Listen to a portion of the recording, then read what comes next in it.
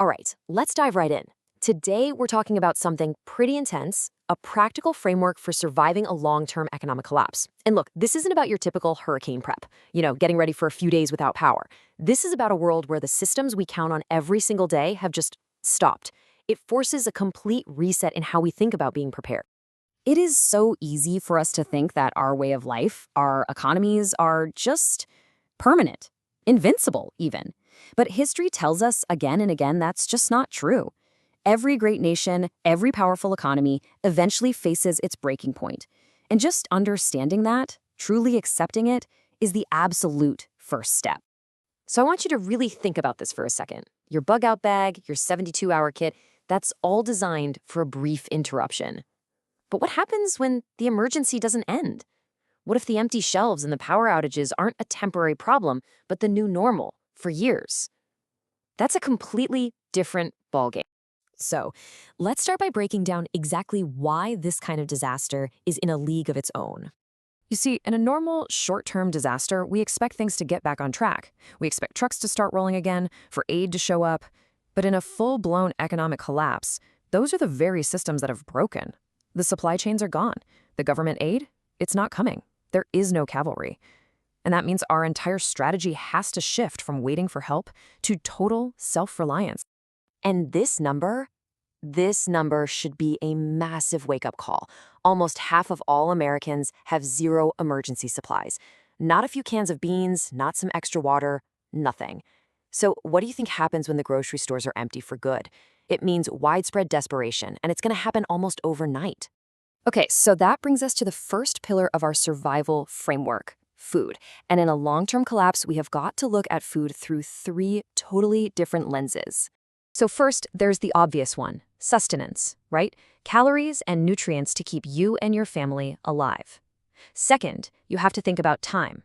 It's not just about having food, it's about having food that will last for years, maybe decades. And third, and this is the one most people miss, food becomes a currency. It becomes a valuable commodity for trade when money is just worthless paper. This really highlights a huge strategic decision you have to make. Canned goods? Yeah, they're great for a few weeks, maybe a few months, but they are heavy, they take up a ton of space, and they expire.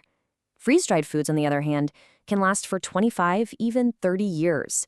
They're super lightweight, super compact.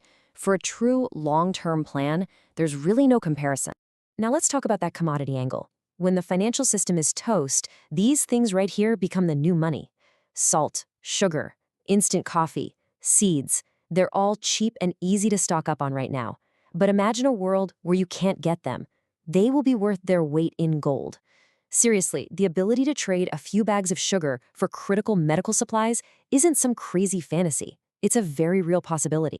All right, next up, let's talk about the single most critical resource of all, water. And here is the absolute most important thing you need to understand. You simply cannot store your way out of this problem. It's impossible. Just to put this into perspective, look at this number, 1,000 gallons. That's what a family of four needs for just 3 months, and that's the bare minimum. For most people, finding a place to store that much water is already a massive challenge. But now look at the yearly number, over 4,000 gallons. This number right here makes it painfully clear. A strategy that relies only on storage is a strategy that is doomed to fail. You will run out, period. So what's the answer? Well, a realistic water strategy has to have 3 parts. 1, store as much as you possibly can. That's your buffer. 2, you have to have a way to collect more water, rainwater harvesting, nearby streams, whatever. And 3, and this is completely non-negotiable, you must have a reliable, repeatable way to purify any water you collect to make it safe to drink.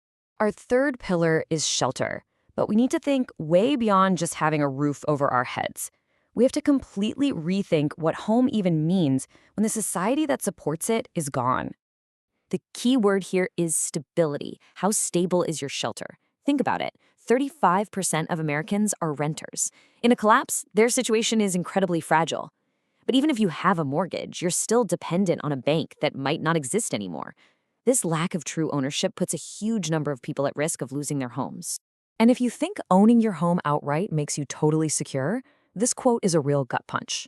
In a declared state of emergency, existing executive orders could allow the government to simply walk in and seize your preps, your food, your water, for redistribution. Suddenly, owning your home doesn't mean you control what's inside. So all of this leads to one single, inescapable conclusion: you cannot assume that you'll be able to stay in your home. Mobility is not a bonus feature in your survival plan, it is a core requirement. You must have a plan B, a bug-out location, an escape route, and the gear you need to survive if you are forced to leave. And that brings us to our final section, the most important asset you can ever have. Because in a world where everything you own can be lost, stolen, or broken, the one thing that can never be taken away is what's inside your head, your skills. Just look at this slide. This shows a massive shift in what society values. Today, your job as a software developer or a cashier is valuable. But when the power grid is down and the stores are closed, the person who knows how to grow food, forge metal, or mend clothes, they become the most important people around. Your ability to do things becomes your greatest asset. Skills are the ultimate possession. Why? Well, for one, they're weightless. You can carry an infinite number of them. They can't be stolen from you. They instantly make you a valuable member of any group or community. And maybe most importantly, they build real confidence, the deep down knowledge that you can take care of yourself and your loved ones no matter what happens. And this is really what it all boils down to. Trying to survive alone is a losing battle. But people with useful skills, they naturally find each other. They form communities. The gardener trades vegetables with the blacksmith who fixes her tools. The seamstress mends the doctor's clothes. Skills are the glue that holds a resilient society together. The strongest shelter you can ever build is one made of other, capable, skilled people. So let's not end on a note of fear. Let's end this with a sense of empowerment, with a call to action. Because building resilience for yourself, for your family, for your community, it all starts with a single step. So I'll leave you with this one simple question. What new practical skill are you going to start learning this week?